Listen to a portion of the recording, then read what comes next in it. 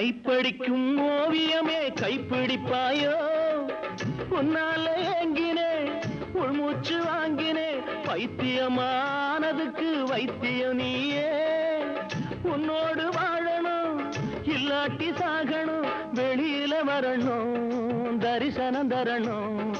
அழகிய கிளியே திருவடி சரணம் உருகாம உருகி நான் ஓட செய்கிறேன் ராதா ராதா ராதா ராதா தேவதாசு நான் ஒரு ஜாதிதானடி